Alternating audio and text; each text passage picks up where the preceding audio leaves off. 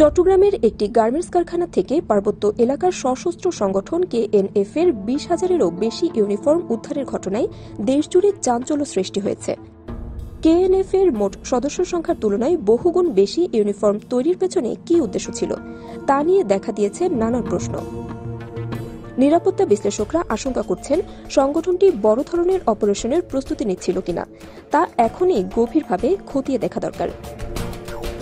চট্টগ্রাম নগরের বাইজিদের নয়হাট এলাকার রিংবো অ্যাপারেলস নামের একটি গার্মেন্টস কারখানায় গত 2 মাস ধরে তৈরি হচ্ছিল কেএনএফ এর ইউনিফর্ম। সেখান থেকেই 18 মে উদ্ধার করা হয় 20,300 পিস ইউনিফর্ম। এ সময় গ্রেফতার করা হয় কারখানার মালিক শাহিদুল ইসলাম সহ 3 জনকে। গার্মেন্টসটির কোনো দায়িত্বশীল কর্মকর্তা এ বিষয়ে মুখ খুলতে রাজি হননি। তবে কারখানার কর্মীদের ভাষ্য, গত মার্চ থেকেই সেখানে ইউনিফর্ম তৈরির কাজ চলছিল। ক্রেতা হিসেবে কাজ করছিলেন গোলাম আজম ও নিয়াজ হায়দার নামের 2 জন ব্যক্তি। পরবর্তীতে তাদেরকেও গ্রেফতার করে পুলিশ। অবাক করা বিষয় হল, বিপুল পরিমাণ ইউনিফর্ম জব্দের পরও বিষয়টি 1 সপ্তাহ ধরে গোপন রেখেছিল পুলিশ। যেখানে কিছু ফেন্সিডিল উদ্ধারের পরও ব্যাপক প্রচার চালানো হয়, সেখানে এ ঘটনা আড়াল করার চেষ্টাই যেন স্পষ্ট।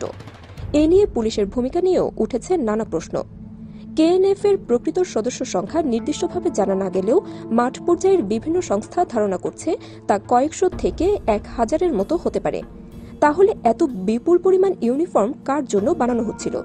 সংগঠনটি কি নিয়মিতই এমন পোশাক তৈরি করে? এসব প্রশ্নের কোনো সুনির্দিষ্ট উত্তর এখনো মেলেনি।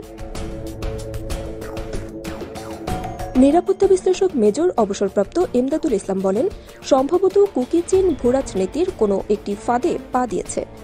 কারণ তাদের কেউ না কেউ অর্থ যোগান দিচ্ছে। যদি মাথাপিছু 2টি ইউনিফর্ম ধরা হয়, তাহলে প্রায় 10 থেকে 15,000 মানুষের জন্য পরিকল্পনা করা হয়েছে বলেই মনে হচ্ছে। তারা সেই পথেই আগাচ্ছে। বিষয়টি নিয়ে সেনাবাহিনীর পক্ষ থেকেও উদ্বেগ প্রকাশ করা হয়েছে। ব্রিগেডিয়ার জেনারেল নাজিমুদ্দৌলা এক প্রেস ব্রিফিংয়ে বলেন, টোটাল বম কমিউনিটির জনবলি হচ্ছে 12,000। সেই 12,000-এর মধ্যে ছোট বাচ্চা, আবাল, বৃদ্ধ বনিতা সবাই শামিল।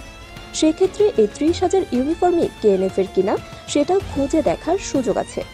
আমরা বিষয়টা অত্যন্ত সিরিয়াসলি দেখছি।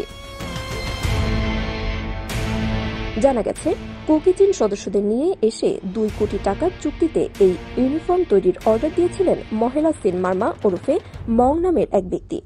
তবে তিনি এখনও পলাতক রয়েছেন।